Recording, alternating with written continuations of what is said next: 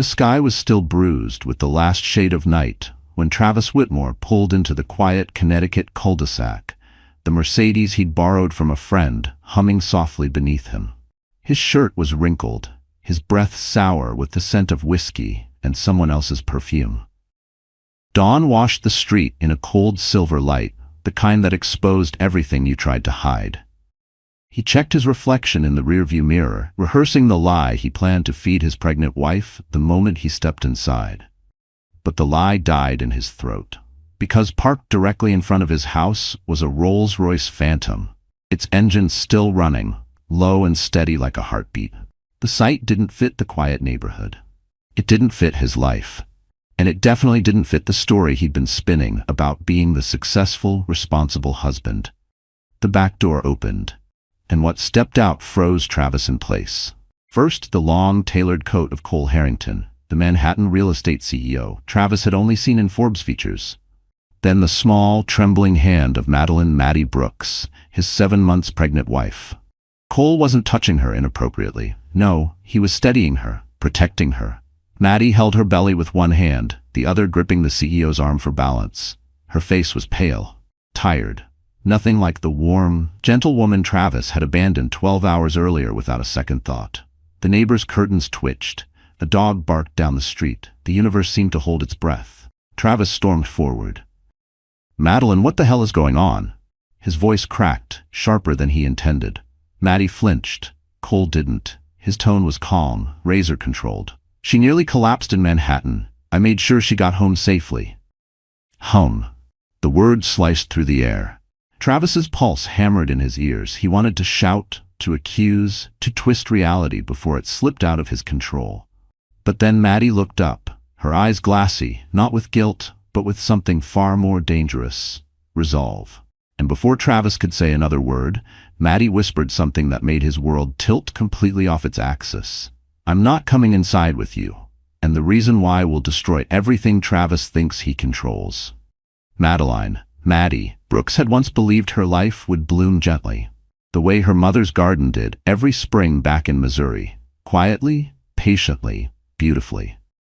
She never imagined she would be standing on her own driveway 7 months pregnant, exhausted and leaning on the arm of a billionaire CEO because her own husband couldn't be bothered to answer a single phone call.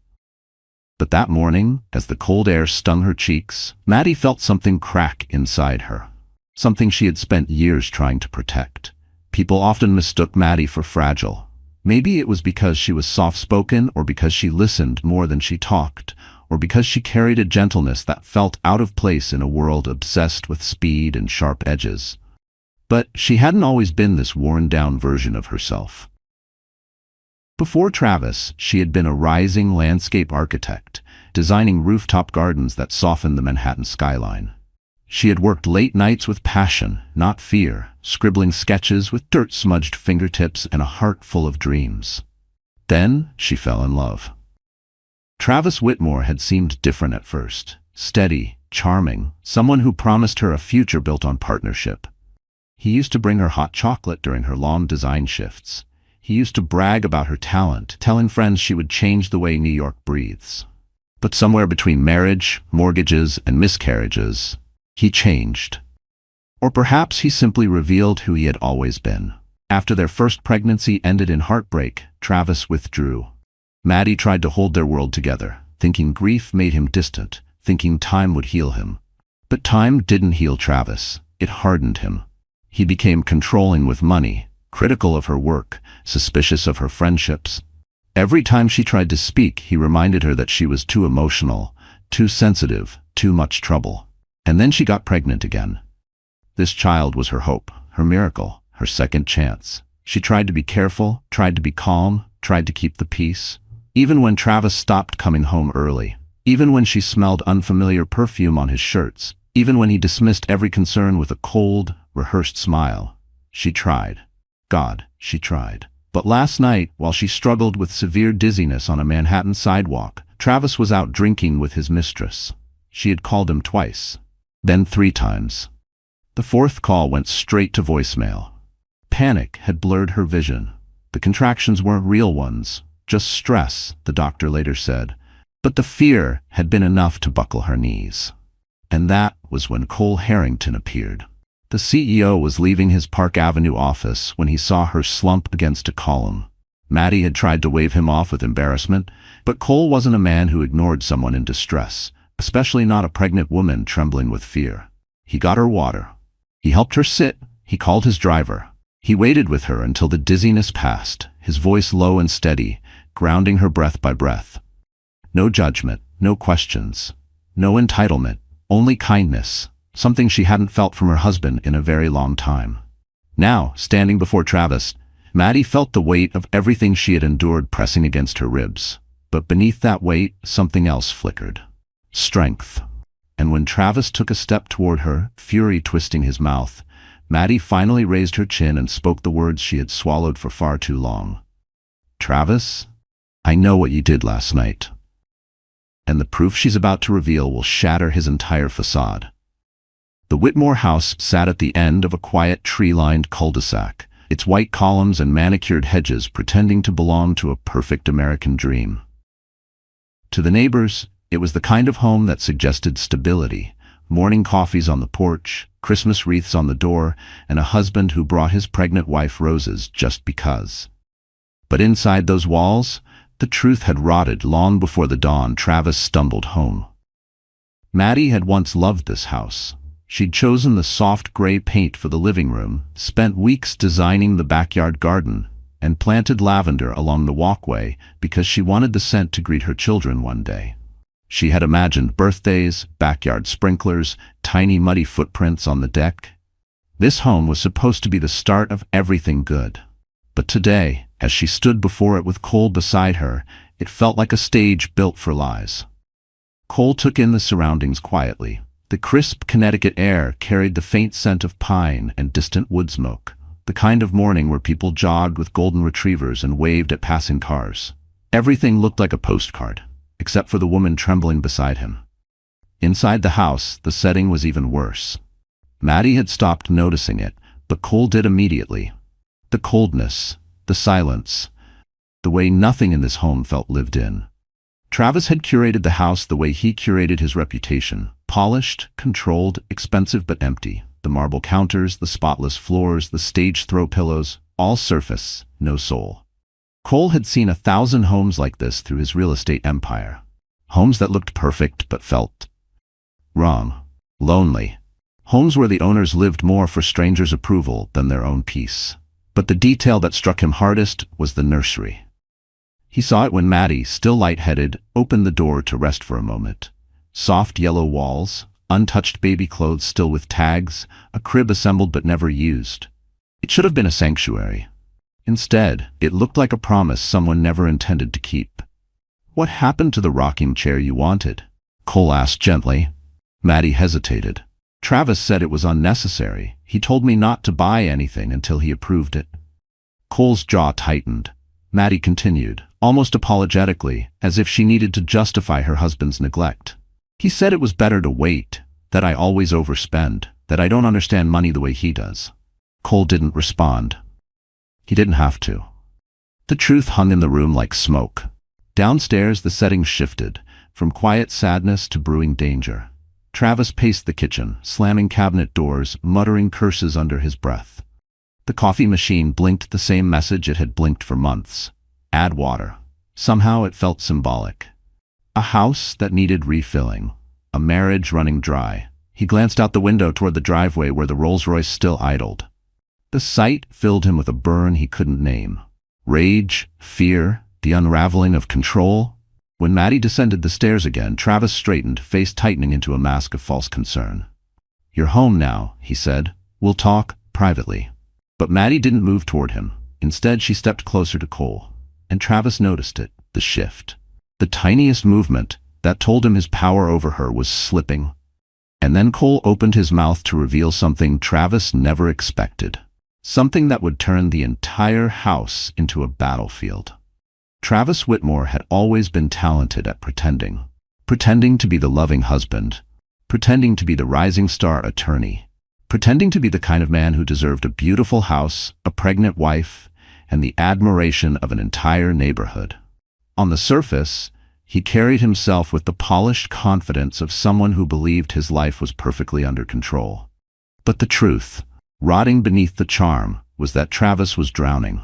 His financial troubles didn't happen overnight. They began long before Maddie ever suspected anything was wrong.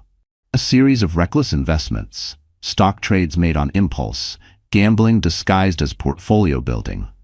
Each time he lost money, he doubled down, chasing the high of a win that never came. He hid the credit card statements, the loan notices, the late fees. He convinced himself he could fix everything before Maddie found out.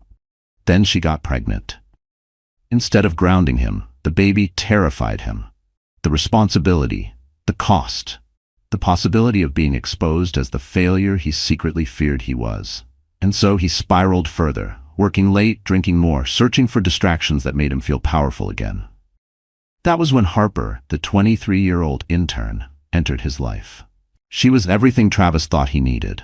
Admiration without effort, attention without expectation, validation without accountability. She listened to his stories with wide eyes. She laughed at jokes Maddie no longer found funny. She believed he was brilliant. And Travis, desperate to escape his own unraveling, clung to her. What Maddie didn't know was how deep the betrayal went. Travis hadn't just been unfaithful. He had been using Harper's wealthy family connections to dig himself out of debt. He promised her a future. He hinted he might leave Maddie once the timing was right, all while convincing himself he was still a decent man. This morning, however, when Travis saw Maddie standing beside Cole Harrington, everything inside him twisted into something dark and volatile. He wasn't afraid of losing her. He was afraid of losing control. "How long has this been going on?"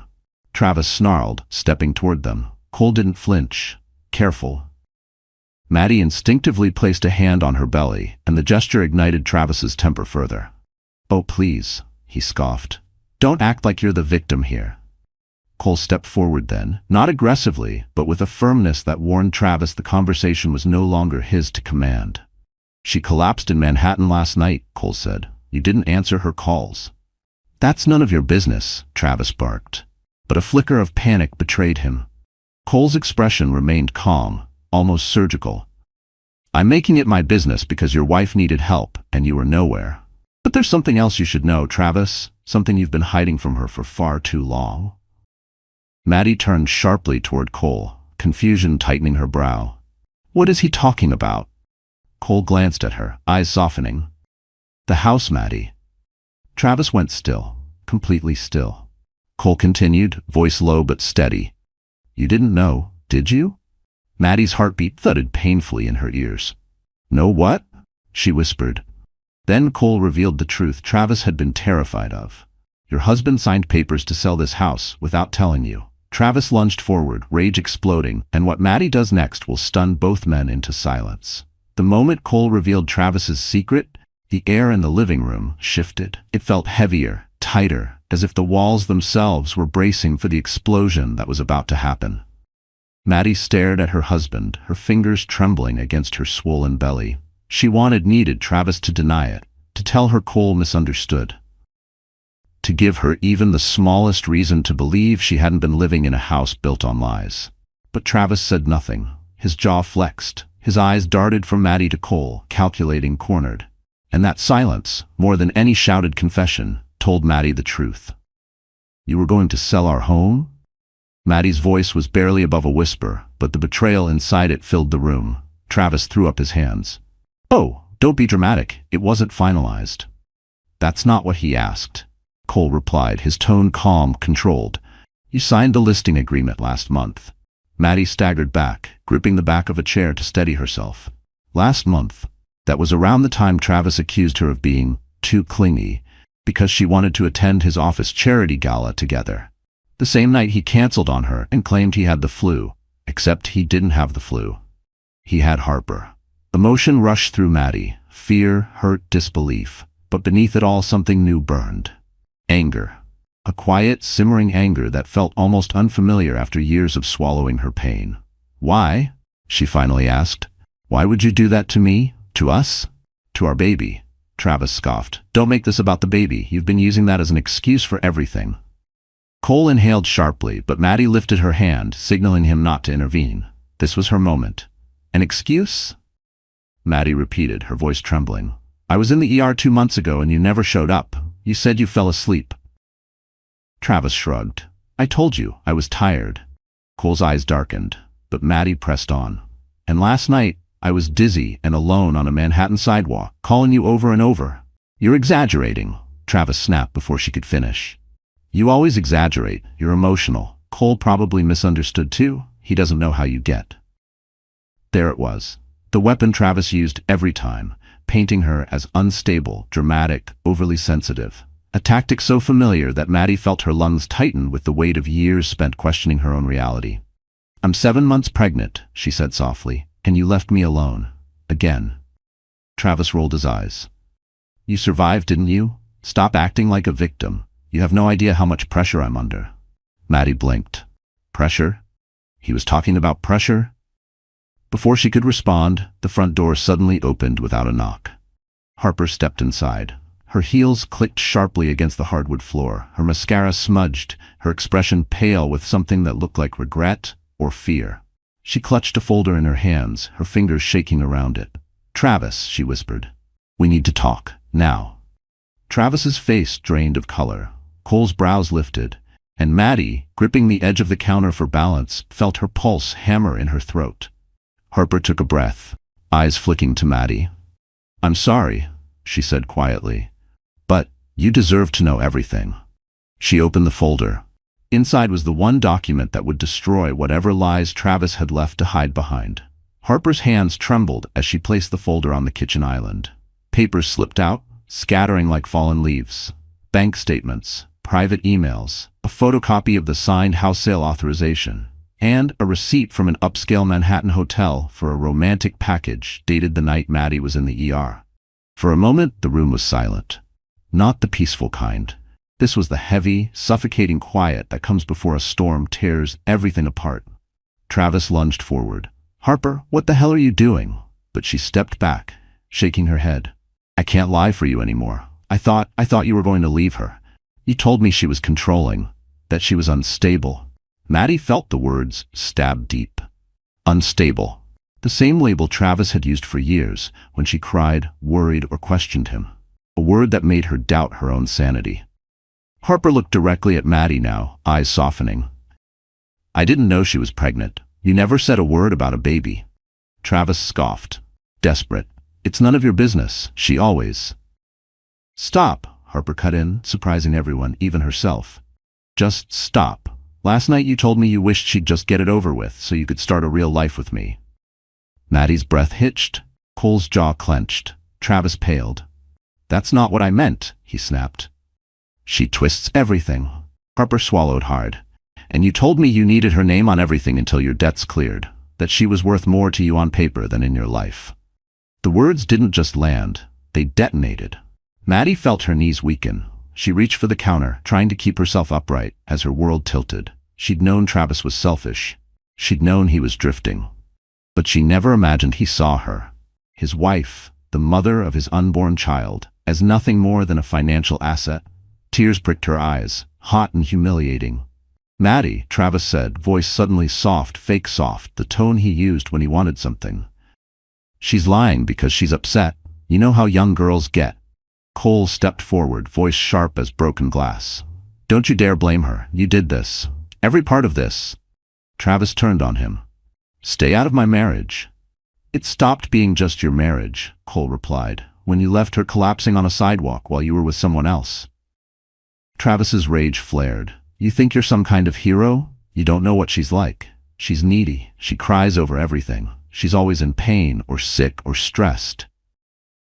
That's pregnancy, Cole shot back. Not weakness. But Travis wasn't listening. His voice rose, angrier, uglier, echoing through the spotless kitchen Maddie once dreamed would hold family dinners.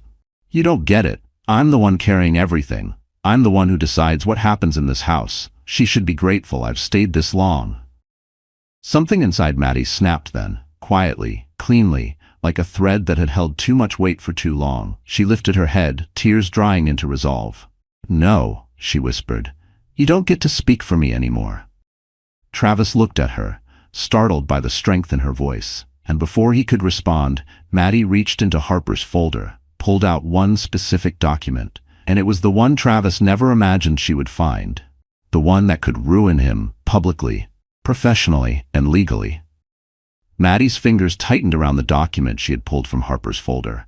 Her hands shook, not from fear this time, but from the shock of seeing something she never expected to bear her husband's signature.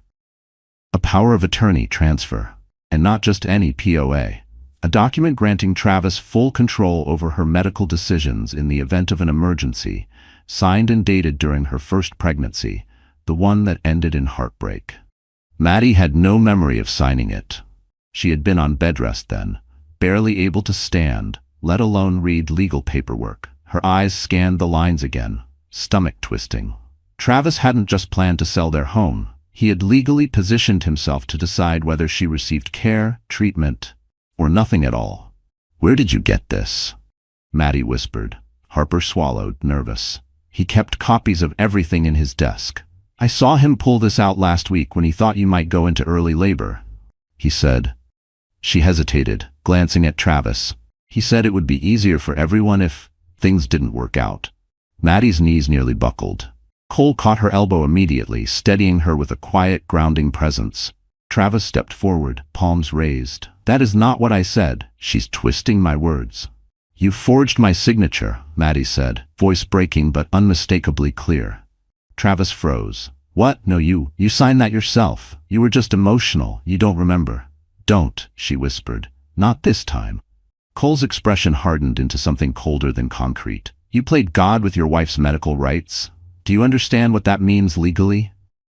Travis's mask cracked. His next words came out desperate, sloppy.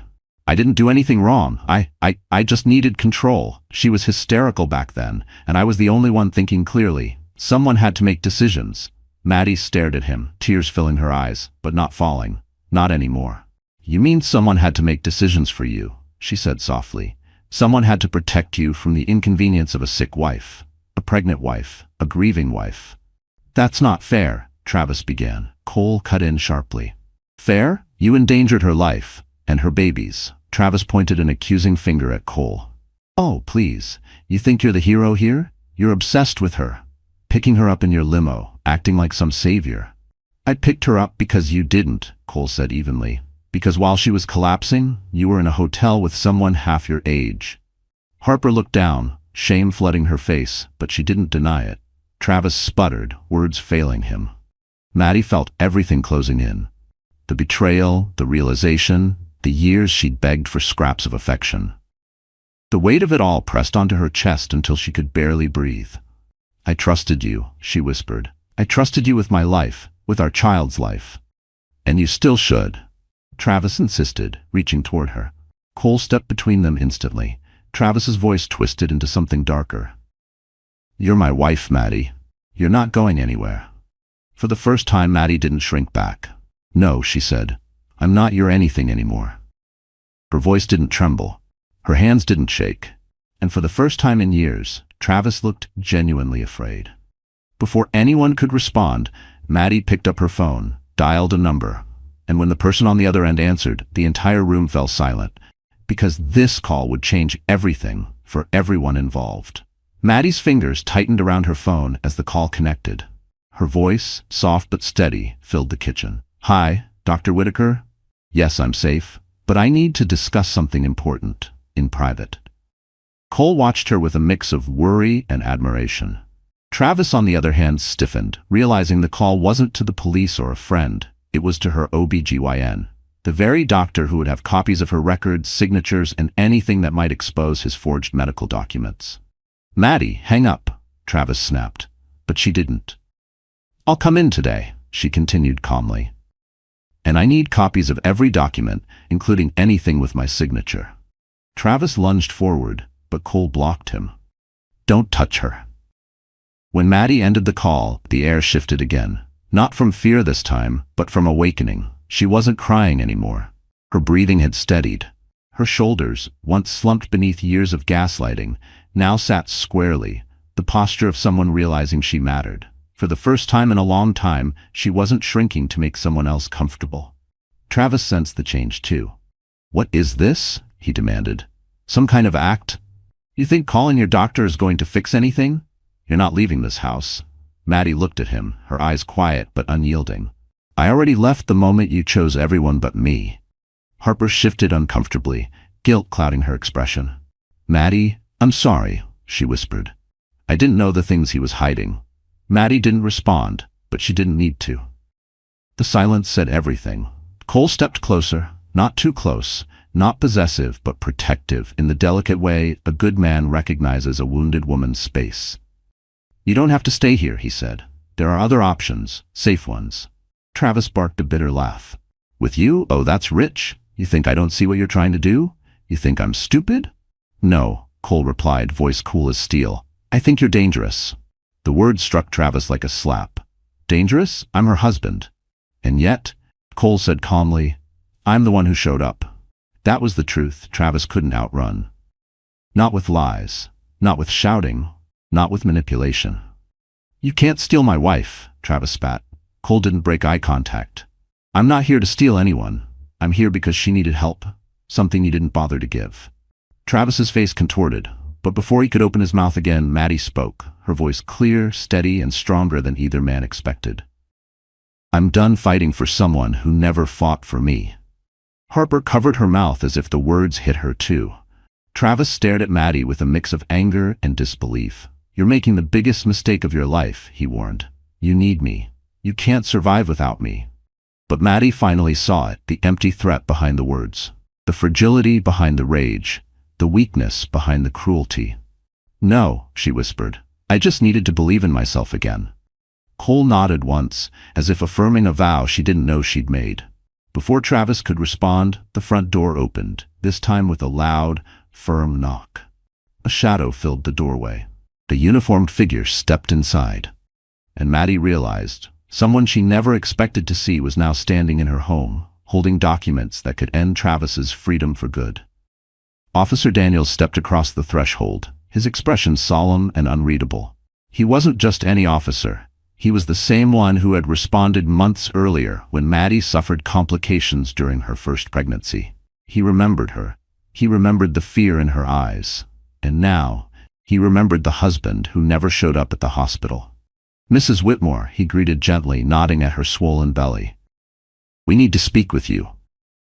Travis stiffened. She doesn't need to speak to anyone without me present. Officer Daniels didn't even look at him.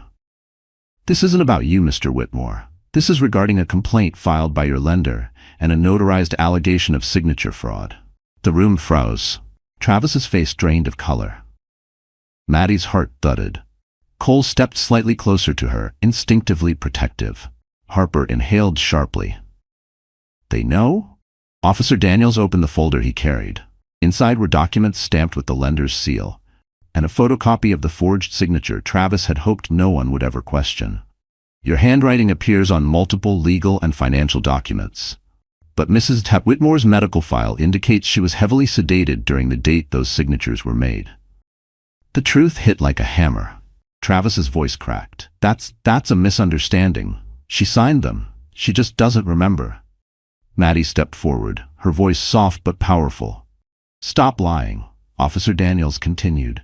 We're not making any arrests today, but the district attorney has grounds to open a formal investigation. Travis exploded. You can't do this. You can't investigate me over some stupid paperwork. Forging a spouse's legal signature on medical and property documents is a felony, Daniels replied coolly. And your lender wants answers. Travis turned on Maddie, rage flickering uncontrollably. You did this. You're destroying our life. Maddie swallowed, fighting for breath. You destroyed it the moment you decided my signature, my health, my life didn't matter. Cole placed a steady hand near her back, not touching her, but standing with her. Travis's fury boiled over. He put you up to this. He's been trying to steal you since day one. Cole didn't blink. The only thing I stole was the chance for you to keep hurting her. Travis lunged, but Officer Daniels intercepted, stepping between them. That's enough. Mr. Whitmore, calm down or I will place you in custody for disorderly conduct. Travis glared at all of them, chest heaving. Then Maddie did something none of them expected. She walked to the kitchen drawer, reached inside, and pulled out a folded letter, creased, smudged, hidden for years behind old takeout menus. She held it with trembling hands. "This," she whispered, "is the last piece." Cole frowned. Harper leaned forward. Daniels watched carefully. Travis froze. Because he recognized the letter instantly. It was the one he hoped she would never find. The one containing a statement he once forced her to sign after her miscarriage, claiming she was too emotionally unstable to make medical decisions. A letter he planned to use again if he ever needed to silence her. Maddie unfolded it slowly, her eyes glistening but fierce. "This," she said, voice steady, "is the proof that you never cared if I lived or died." Travis stepped backward, breath shaking. Because he knew. If Maddie handed that letter to Officer Daniels, it wouldn't just ruin his reputation, it would end everything he had left. The letter trembled in Maddie's hands as silence thickened around them. For years, she had carried the weight of that document without even knowing it existed, his final weapon, prepared long before today. But now, with Officer Daniels standing mere feet away, with Cole steady beside her, and Harper watching with visible remorse, the power in that letter shifted. It no longer belonged to Travis. It belonged to her. "Maddie," Travis whispered, his voice cracking for the first time. "Please don't do this. I made mistakes, but we can fix this. We can start over." His sudden gentleness wasn't love. It was fear. Maddie recognized it instantly because she had lived years adjusting herself around his moods, trying to keep the peace, making herself smaller so he would feel bigger. No more. She carefully refolded the letter, her breathing steady. "This wasn't a mistake," she said softly. "This was who you chose to be." Harper wiped her eyes, whispering, "He lied to me too." Officer Daniels stepped forward. "Mrs. Whitmore, if you want to file these documents formally, I can escort you to the station." For a moment Maddie considered it, ending Travis's power with one signature, exposing him, holding him accountable. But something deeper guided her. She looked at Cole, whose eyes held no judgment, only support. Then she turned back to Officer Daniels. "Not today," she said. "I need to protect my child from all of this stress, but I will file them after I leave this house safely." Travis staggered backward as if her calmness physically struck him. "You're leaving?" he rasped. "You can't. I need you." His admission wasn't about love. It was about dependence on her name, her credit, her stability, her silence. Maddie straightened her shoulders. "You needed me, but you never cherished me." Cole spoke gently. "You don't have to go alone. My driver is outside. I'll make sure you get somewhere safe." A soft tremor crossed Maddie's face. Not fear, but an emotion she hadn't allowed herself in a long time. Relief. She placed the letter into Officer Daniels' hands. "Keep this safe. I'll be in touch soon." Daniels nodded, understanding far more than he said. "Whenever you're ready." Maddie grabbed her small overnight bag, the one she kept for emergencies. How ironic that the emergency wasn't labor pains or medical complications, but the truth finally snapping into place. As she walked toward the door, Travis reached out instinctively, but Cole stepped between them with a single quiet warning. "Don't." Travis's hand fell, trembling. "Maddie," he whispered, "who are you without me?" She paused at the doorway, turning back one last time. For once, she wasn't afraid of the answer. "Finally," she said, "I get to find out." Cole escorted her gently to the Rolls-Royce. The early morning sun washed over her face, warm and forgiving, like the world was opening again. As the car door closed, Maddie felt her first breath of freedom in years. She wasn't healed yet. She wasn't whole yet. But she was finally moving toward a life where she mattered, where her voice mattered, where her baby would know love, not fear. And as the limo pulled away, Travis stood alone in the doorway, everything he once controlled slipping through his fingers. He just didn't know the biggest consequence was still coming, and it would destroy the last thing he thought he could keep. The Rolls-Royce moved smoothly through the tree-lined roads of Connecticut, but Maddie's mind was anything but smooth. Her heart thudded in uneven beats, her breath shallow from the weight of everything she had just walked away from. She rested one hand on her belly, feeling a faint kick, gentle, reassuring, almost as if her baby were reminding her she wasn't alone. Cole, seated across from her in the back of the limo, kept a respectful distance. He didn't hover, didn't press, didn't ask the questions he clearly held behind his calm eyes. He simply watched her, making sure she wasn't about to faint again. "You did something incredibly brave back there," he finally said. Maddie shook her head, a mirthless breath escaping her. "It didn't feel brave. It felt overdue." Cole nodded slowly. "Sometimes those are the bravest moments." They rode in silence for another minute before the car turned into the driveway of a discreet townhouse building in Stamford, one of Harrington Estate's private properties. Modern exterior, clean lines, soft outdoor lighting, safe, neutral, a place where no one could touch her. "My guest unit is fully furnished," Cole said gently. "You can stay here as long as you need. There's security, privacy, no press, no neighbors whispering." "How much is the rent?" Maddie asked automatically. Cole's lips curved just slightly, not a smile, but something warmer. "Rent isn't something you need to worry about tonight." Her instinctive protest rose, but exhaustion smothered it. She nodded instead. Inside, the townhouse glowed with soft amber lighting, neutral decor, comfortable couches, a kitchen stocked with food she didn't remember buying. Everything felt strangely peaceful, like stepping into a world that wasn't bruised by betrayal. "You should rest," Cole said. "I'll have a doctor come check on you." Maddie lowered herself onto the couch, hands folded tightly. "I don't know what to do tomorrow," she whispered. "I don't even know where to begin." "You begin," Cole said gently, "by remembering who you were before someone taught you to doubt yourself." The simple truth of that sentence made her eyes sting. Before she could reply, there came a sudden buzz, her phone vibrating across the glass coffee table. The screen lit up with a name she hadn't seen in months, Ava Hollings, her former project lead. The woman who had fired her from the landscape architecture firm during budget cuts, the same cuts that came right after Travis had made sure the firm knew she was emotionally unpredictable. Maddie swallowed hard and answered with a shaky, "Hello?" Ava's voice came fast, breathless. "Maddie? Thank God you picked up. I've been trying to reach you. I owe you an apology." Maddie blinked in confusion. "What do you mean?" There was a pause. Then Ava confessed, "I didn't know until today. Travis emailed the board last year claiming you were struggling mentally. He said you needed time off. He made it sound like you couldn't handle the workload. That's why your contract wasn't renewed." Maddie's pulse spiked. Cole, sensing the shift, looked over sharply.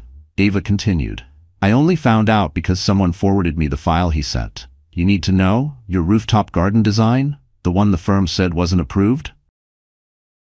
"Yes," Maddie whispered. "It was approved, Maddie. Green-lighted. The client loved it, but Travis told us you weren't stable enough to lead it, so the board gave it to someone else." The room tilted. Maddie grabbed the armrest. Her entire career stolen, her confidence shattered by lies, her identity stripped away piece by piece. "That's not all," Ava added. "The client wants to relaunch the project, and they're asking for you, if you're willing." Cole leaned forward, eyes widening. Maddie choked on a breath, overwhelmed. And then Ava said the words that changed everything. "I think you might be owed a very large settlement. And ownership credit." Cole froze. Maddie's heart thundered. Because this wasn't just an apology. This was an opportunity that could rebuild her entire life and destroy Travis's last remaining grip on her future. Maddie sat frozen on the couch, Ava's voice echoing through the speaker as if coming from another lifetime. Her design, her dream, approved, requested, wanted. After everything she'd been told, everything she'd believed. Cole leaned forward slightly, but not intrusively. "Take your time," he murmured. Maddie breathed shakily into the phone. "Ava, why are you telling me this now?" Ava exhaled, sounding ashamed. "Because I found out how deep Travis's interference went. He didn't just email the board.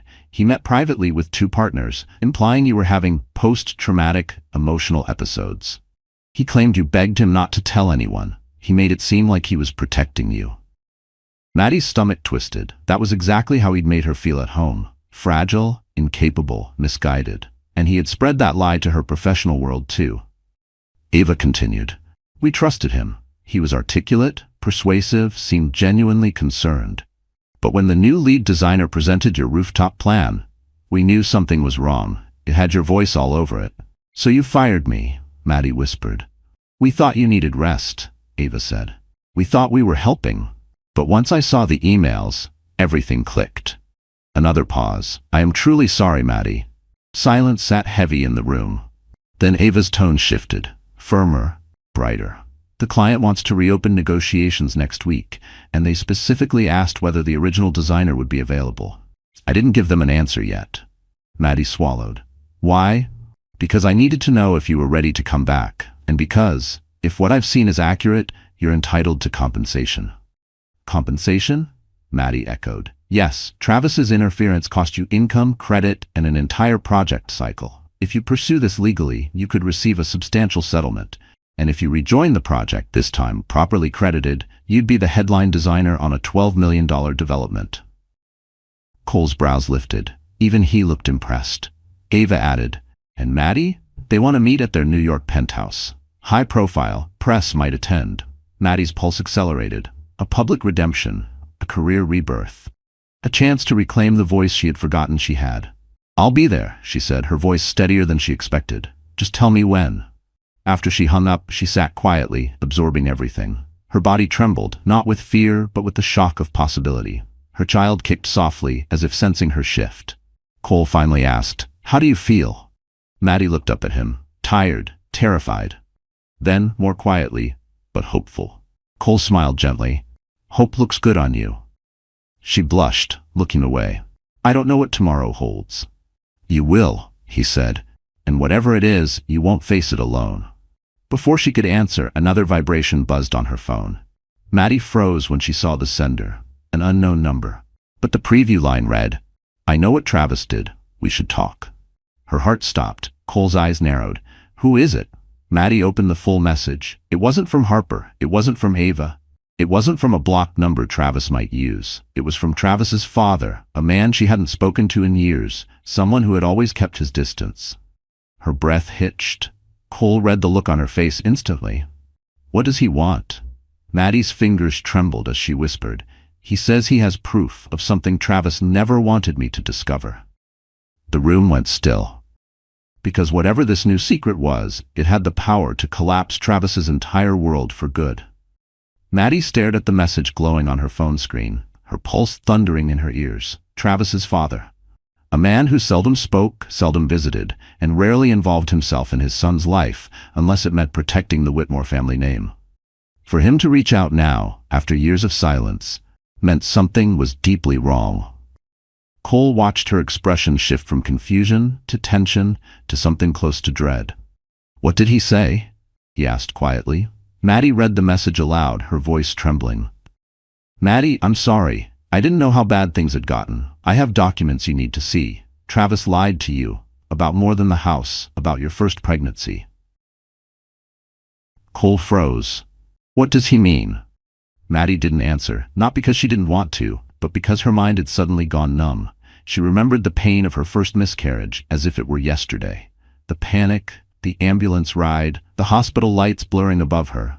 Travis had told her it was just one of those tragedies, that nothing could have been done. He insisted the doctor said it was unavoidable. But now, call him, Cole urged gently.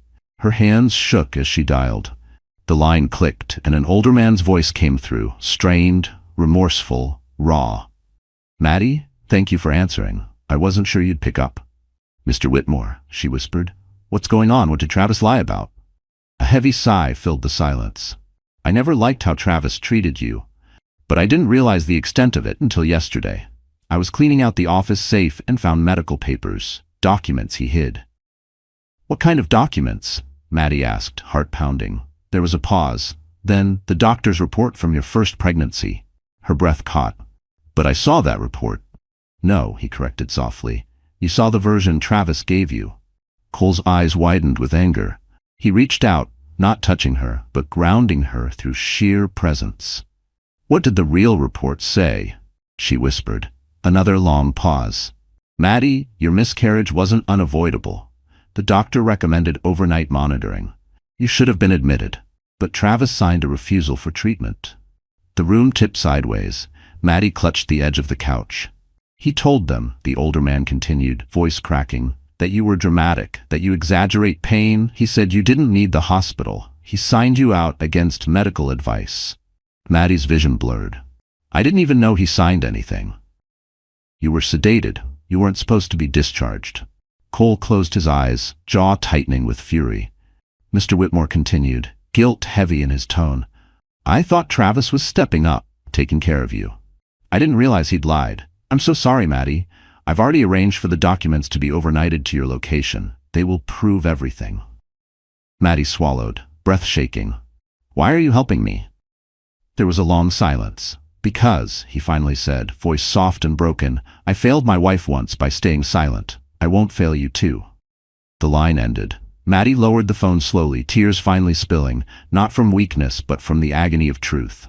Cole leaned forward. Maddie, this changes everything. Legally, personally, publicly. She nodded numbly. But before Cole could say more, an alert pinged on her phone. A headline notification. Breaking news. Attorney Travis Whitmore under internal review after misconduct allegations emerge. Cole's eyes shot to hers. And Maddie whispered, he's going down, and he doesn't even know what's coming next. The breaking news alert glowed across Maddie's screen like a flare in the dark. She reread the headline twice, her breath catching each time. Attorney Travis Whitmore under internal review after misconduct allegations emerge. Cole leaned closer, his voice low and steady.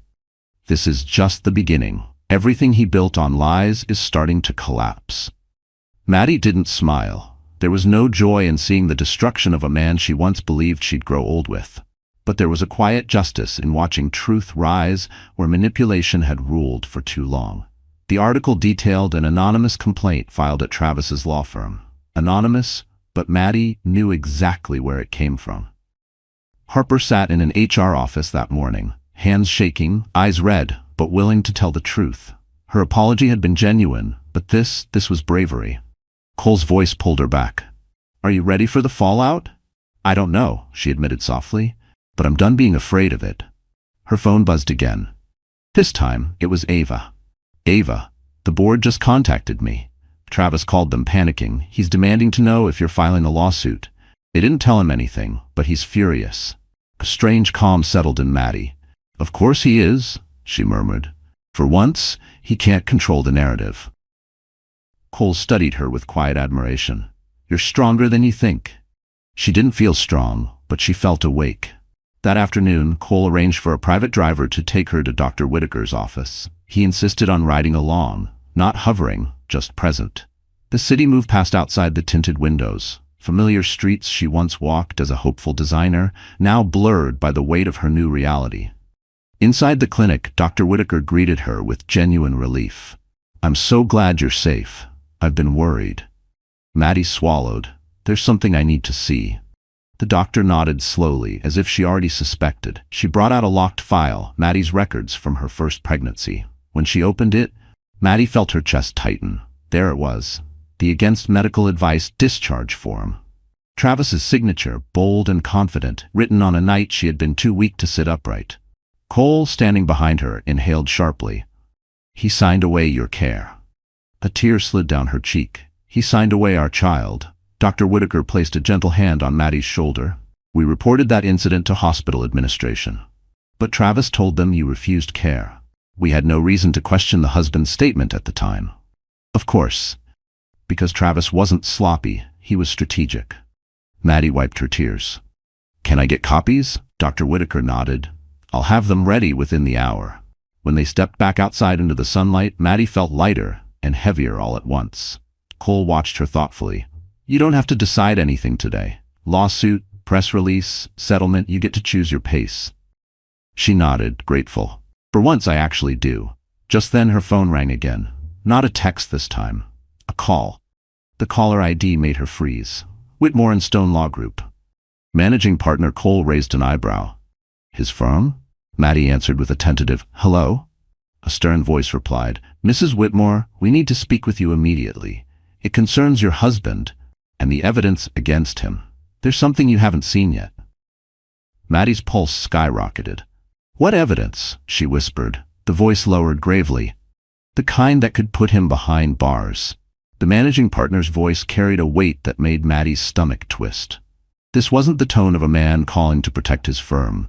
It was the tone of someone trying to brace her for impact. Mrs. Whitmore, he repeated, we need to meet, in person, tonight. Maddie exchanged a worried glance with Cole. Is this about the investigation? Yes, the partner said, but it's also about something much worse, something that affects you directly. Her pulse raced. What did Travis do? A long exhale crackled through the phone. There are financial records, transfers, withdrawals, falsified authorizations, and they involve accounts under your name. Maddie felt the world blur sideways. My name? Yes. We believe your husband has been draining joint assets into a private fund, under your identity. We have reason to think he forged more than your medical documents. Cole stiffened beside her, fury rippling beneath his controlled exterior. The partner continued, We're required to disclose this because if the district attorney opens a criminal case, you need to be aware of your legal exposure. Maddie whispered, He made it look like I did it? Yes, some of the transactions imply you were complicit, but we don't believe that. We believe you're a victim. Her throat tightened. Travis hadn't just tried to hurt her emotionally or medically. He had been setting her up to take the fall. I'll come, she said, barely able to breathe. Cole insisted on accompanying her to the meeting. The Whitmore and Stone office tower loomed above Manhattan like a monolith. Glass, steel, and cold prestige. She remembered coming here years ago, bringing Travis lunch, feeling proud of him. Now the building felt like the belly of a beast that had finally spit him out. Inside a private boardroom, the managing partner, Mr. Graham, greeted them with tired eyes. He slid a thick folder toward Maddie. These are the documents we uncovered. Her hands trembled as she opened it. There were bank transfers with her forged signature, emails from Travis requesting urgent financial reallocations for his wife's medical needs, applications for personal loans she never took, and a tax return filed last year claiming her as the primary beneficiary of funds that never existed. A cold dread spread through her. He planned to disappear, Cole murmured, reading over her shoulder. He was creating a financial trail that pointed at you. Mr. Graham nodded solemnly. We believe he intended to flee once the house sold, leaving you responsible for everything. Maddie's breath stuttered. He was going to let me go to jail? The silence answered for him. Her chest tightened, not with heartbreak this time, but with a rising fire she could finally feel in her bones. Travis hadn't loved her. He hadn't even hated her. He had simply used her. Her kindness, her loyalty, her willingness to forgive as a shield for his own cowardice. Mr. Graham leaned forward. There's more. Travis accessed a confidential firm account yesterday morning. He attempted to delete files tied to your first pregnancy. Maddie's hand flew to her mouth. Cole's jaw clenched so hard the muscles jumped. We recovered enough, Graham said. Enough to prove he lied to doctors, to us, and to you. This is damning. Maddie stared at the folder. The evidence of years stolen from her, of safety compromised, of a future nearly destroyed. Finally, she whispered, I want to press charges. Graham nodded. Then you'll need one more thing. He slid a final envelope across the table. Thicker, older, sealed with an embossed stamp. Your husband has a second life, Mrs. Whitmore, and inside this envelope is the proof. Maddie's trembling fingers tore it open. She saw the first page and gasped. Because the secret Travis had been hiding wasn't just betrayal, it was a betrayal that involved another woman and a child. Maddie stared at the envelope's contents as if the words were written in fire. A birth certificate, a paternity acknowledgement form, hospital paperwork, all of it bearing one unmistakable name, Father Travis Whitmore. Her pulse roared in her ears. Cole leaned in slowly, eyes narrowing in disbelief as he scanned the documents. That's impossible, Maddie whispered. He told me he never wanted kids until he felt ready. He said we needed to plan. He said, Cole finished for her. Voice low and steady. He said whatever he needed to keep you controlled. Mr. Graham continued grimly. The child is 2 years old. Born during the year Travis told you he was working late every night. Maddie's stomach twisted. Who's the mother? Mr. Graham slid another page forward. A photo ID. A woman with tired eyes and a solemn expression. Not Harper. Someone else. Someone older. Someone whose quiet sadness told a story before he even explained. Her name is Elise Martin, Graham said. She was a paralegal here. She left the firm in 2021, shortly after giving birth. Your husband paid her monthly support through an unreported account. He paused. An account under your name. Maddie's breath hitched. How could he put that in my name? Because, Cole answered, brows drawn tight, he never expected you to leave him. He assumed you'd stay blind forever. Maddie pressed a hand against her chest as though trying to keep her heart from collapsing. Every year she'd blamed herself for losing their first baby. Every tear, every sleepless night, every whispered apology in the dark, while Travis was living another life with another woman and another child. The betrayal struck deeper than any wound he'd inflicted so far. Mr. Graham continued, "There's more." Elise filed for increased child support. Travis refused. She sought legal help, but the forms were dismissed when Travis's firm declared a conflict of interest. The case never moved forward. "Because he buried it," Cole muttered. Maddie closed her eyes. "He wasn't incapable of love," she whispered. "He just chose to give it to someone else." Cole's expression softened with something close to heartbreak for her. "Maddie, what he gave Elise wasn't love. It was convenience." A tear rolled down her cheek, but she didn't wipe it. She didn't have to hide anymore. "What happened to Elise?" Maddie asked. Mr. Graham hesitated. "She moved to Albany. She filed another petition last week, with new representation. And because Travis is now under formal review, the petition has been flagged for investigation." Another blow landed. "And," Mr. Graham added, voice lowering, "Elise has agreed to speak with you, if you want." Maddie swallowed hard. The thought of meeting the woman connected to Travis's secret life made her stomach churn, but somewhere beneath the fear was something else. Resolve. She rose slowly from her chair. "Set it up," she said. "I need to hear the truth." As she turned toward Cole, he stepped closer, still careful, still respectful. "You don't have to face her alone." For the first time, Maddie didn't feel small, she didn't feel broken, she felt ready. Mr. Graham cleared his throat.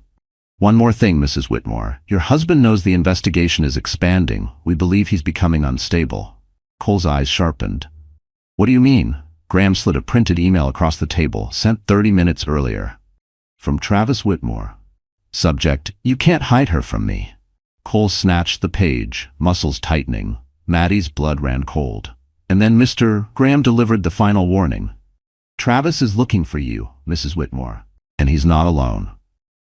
The ride back to the townhouse felt different this time. Tenser, heavier, as if the city itself sensed that something dark had begun to move in Travis's direction.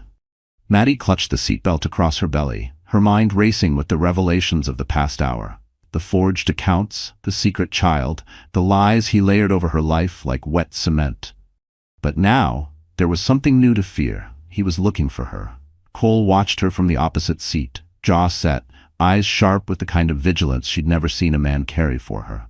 "We're increasing security," he said. "I've already called my head of protection. No one gets near you unless I authorize it." Maddie's voice was barely a whisper. "He won't stop." "No," Cole agreed, "but neither will we." When they arrived, 2 private security officers waited outside the townhouse, one by the door, one near the driveway. Maddie felt a strange mix of comfort and dread. She wasn't used to being protected. She was used to surviving. Inside, the lights were warm, the air calm. It should have comforted her, but a knot of unease sat tight in her stomach. "Sit," Cole said gently. "You need to rest." She obeyed, lowering herself onto the couch, but her hands wouldn't stop shaking. "What if he comes here?" she asked quietly. "He won't get past my team." "But what if—" "Maddie." Cole knelt so he was eye level with her. "You're safe." His voice, steady, warm, sure, finally slowed her trembling. For a moment. Because then her phone buzzed again. A new text. Blocked number. "Did you think I wouldn't find out?" Her blood ran cold. Cole reached for the phone, scanning the message. His expression hardened into a look she'd never seen on him before, something between rage and protectiveness. "He's escalating. And he's desperate," Maddie whispered. "That makes him unpredictable." Cole exhaled slowly. "You're right. Which is why tomorrow's meeting with Elise needs to happen in a controlled location." Maddie looked up sharply. "You scheduled it already?" He nodded. "She agreed to meet at my Park Avenue office. Secure building. Cameras. Security." Some of the tension left her shoulders. Elise, Travis's secret, would finally speak. Maddie would finally hear truths hidden from her for years. Cole stood. "Let me get you some water." But before he reached the kitchen, the doorbell rang. All 3 security officers moved instantly, 2 toward the door, one positioning himself between Maddie and the entryway. Cole's posture shifted into full alert. "Stay behind me." Maddie clutched her belly, heart hammering. One officer checked the door camera and frowned deeply. Sir, you're gonna want to see this. Cole stepped forward. Who is it? The officer hesitated. It's not Travis. He turned the monitor toward them. Maddie's breath caught. Standing at the front door, wrapped in a worn coat, hair pulled back, holding a toddler in her arms, was Elise Martin. Cole's eyes widened. She wasn't supposed to be here until tomorrow. The officer added, she says it's urgent. Maddie rose slowly, confusion swirling with dread. Why would she come here now? Elise looked straight into the door camera, eyes brimming with fear, lips trembling. Then she whispered something that made everyone in the room freeze. He knows I talked, and he's coming. The officer stepped back, hand on his holster. Cole's face paled with realization, and Maddie felt her world tighten around her, because Elise wasn't alone. A shadow moved behind her, just out of frame. For one terrifying second, no one moved. Elise clutched her toddler tighter, her breath fogging the cold night air. Her eyes darted behind her as if the darkness itself were hunting her. Cole snapped out of the shock first. Let her in, now. The security officer opened the door in one swift motion and pulled Elise inside. She stumbled forward, clutching her child, little cheeks pink from the cold, tiny hands gripping her shirt. Elise, Maddie whispered, rising to her feet. What happened? Elise's voice trembled violently. I didn't know where else to go. He found the notice from the Attorney General's office. He knows they reopened the child support petition. He knows someone talked. And when he couldn't reach me... Her eyes flicked to Maddie. He assumed it was you. Cole's fists clenched. What did he do? Elise wiped her face with the back of her hand. He came to my apartment. He pounded on my door. He kept shouting that I ruined his life, that we betrayed him. I grabbed my son and slipped out the back stairs, but someone was following us. Following you? Maddie breathed. The officer who checked the camera stepped in. There was movement behind her on the feed, a male figure keeping distance. Couldn't make out his face. Another officer added, we scanned the perimeter when she arrived. Whoever it was, they peeled off before we made contact. Cole turned to Elise. You're safe here. I promise you. But Elise shook her head, tears spilling. No, none of us are safe. He's unraveling. The toddler whimpered, sensing the fear in the room. Maddie's heart clenched as she approached them, slowly, carefully. Hi, sweetheart, she whispered gently to the child. You're safe too, okay? The toddler blinked up at her, innocent and unknowing. Elise broke all over again. I didn't want you to find out like this, Elise sobbed. But he told me once that if everything came out, he'd make sure none of us walked away clean. Cole's eyes sharpened. He threatened you? And you, Elise whispered, more than once. A chill swept the room. One of the officers' radios crackled to life. Unit 2 to base, movement detected at the south corner of the property. Unidentified male, approaching slowly. Maddie's breath caught. Cole stepped forward instantly, locked the doors, moved them to the secure room. Already on it, the officer motioned for Elise and the toddler to follow him down the hall. But Elise hesitated, turning back with terror widening her eyes. You don't understand, she whispered. It's not just him. Cole froze. What do you mean? Elise swallowed hard. Travis called someone who helps him, someone who told him where I might go. Maddie felt her pulse spike. Who? Elise's lips trembled. His brother. Cole's expression shifted, grim, calculating. James Whitmore? The one with the sealed assault record? Elise nodded slowly. Maddie's knees nearly gave out. 2 men, one unstable, one violent, both coming for the women they once used as collateral. Another officer rushed into the room. Sir, movement increasing, 2 individuals now. Cole turned to Maddie, voice low but urgent. We're going to the secure room, right now.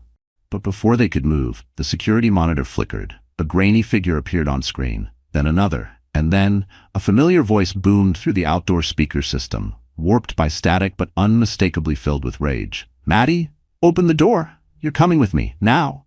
Travis, he had found her, and this time, he wasn't alone. The sound of Travis's voice crashing through the outdoor speakers sent a shiver down Maddie's spine. He wasn't just angry. He was unhinged. She could hear it in the way his words broke, in the desperate edge she'd once mistaken for passion. Cole stepped in front of her instantly, his presence steady, immovable. Stay behind me. Don't move unless I tell you. The security monitors flickered again, revealing Travis pacing outside like a caged animal. His hair was wild, His face twisted with something beyond rage, something close to obsession. Beside him, a taller, broad-shouldered man stalked the perimeter, scanning each window with predatory intent. James Whitmore, Travis's brother. A man whose sealed assault record wasn't sealed enough for Cole not to know about it. Elise clutched her toddler in the hallway, tears streaking her cheeks. One of the officers guided her toward the reinforced safe room, but she kept looking back at Maddie, terrified. "Maddie," she whispered. "He won't leave without you." Maddie swallowed hard. "He's not getting me. Not anymore." The officer sealed Elise and the child inside the secure room, locking 3 steel mechanisms into place. Another loud bang rattled the front door. Travis shouted, voice hoarse, "Maddie, you don't get to run. You don't get to take everything from me." Cole's jaw hardened. "Everything? He took years from you." Maddie didn't speak.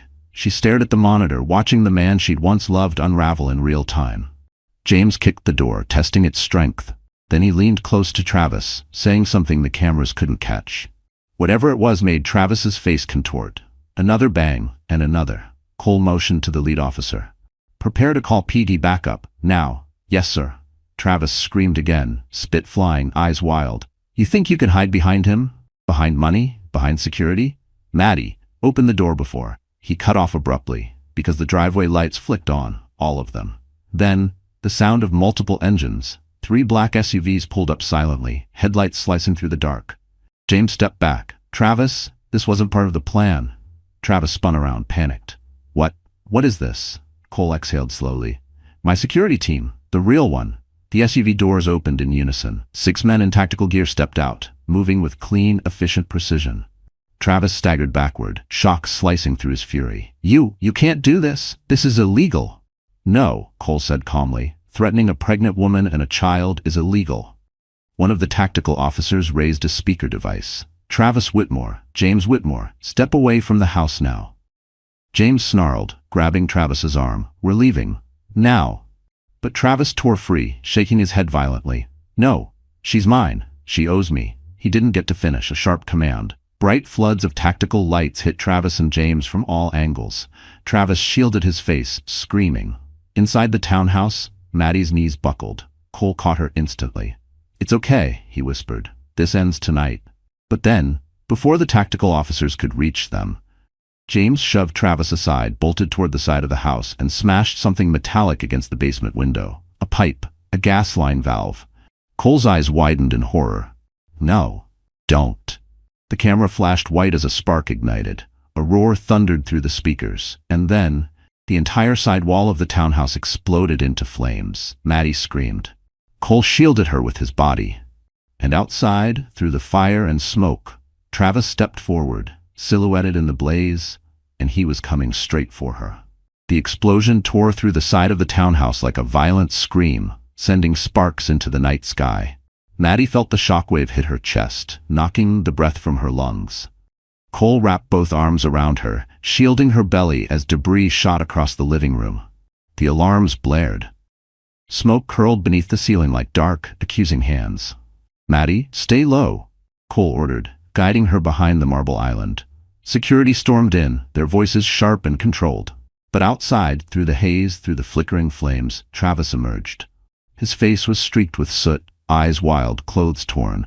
The fire behind him painted him in a hellish glow, a living silhouette of every nightmare she had survived. He staggered forward, panting. "You're not leaving me," he roared, spit flying. "You ruined everything, everything." Cole stepped in front of Maddie again, the force of his stance unshakable. "This ends now, Whitmore." But Travis was beyond reason. He charged. 2 tactical officers converged instantly. One tackled him at the waist, the other locked his arms behind him. Travis fought like a cornered animal, screaming Maddie's name, kicking, thrashing. "You can't do this. She's my wife, my property. She owes me." "No," Maddie said. Her voice was soft, but it silenced the world. Everyone turned. For the first time since she'd met him, Travis froze, not from defeat, but from shock that she finally dared to speak to him without fear. Maddie stepped from behind Cole, smoke swirling around her like a veil.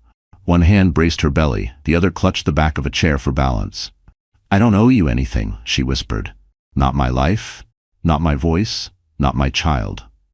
Travis shook. eyes burning with a twisted desperation. "You can't raise a baby alone. You need me." Maddie shook her head slowly. "My baby needs peace and strength and a world where love doesn't hurt."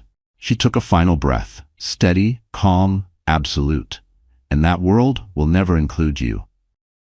Travis lunged again, but the officers slammed him to the ground, handcuffing him as he screamed her name like a curse. As they dragged him toward the SUVs, Officer Daniels arrived with state police, smoke drifting around him like a curtain. "Travis Whitmore, you are under arrest for fraud, forged medical documents, endangering the welfare of a pregnant woman, and attempted arson." Travis fought until he had no strength left. "It's her fault. She destroyed me." Officer Daniels paused. "No," he said firmly. "You destroyed yourself." The door slammed shut. The SUV drove off. And just like that, the storm was over.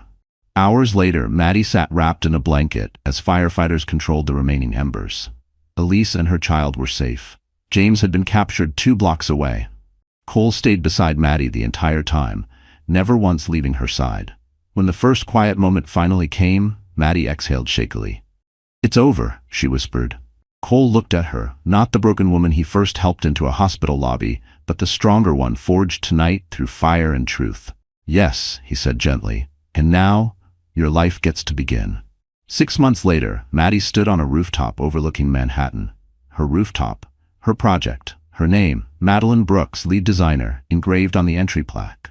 Cole slipped his hand into hers. "Ready?" he asked softly. She smiled, radiant, healed, whole. For the first time, yes. Above them the city lights shimmered like a promise, and in her arms her newborn daughter slept peacefully, finally safe in a life built not on fear, but on freedom, justice, and love. So, that's it, my wonderful friends. Our story has come full circle.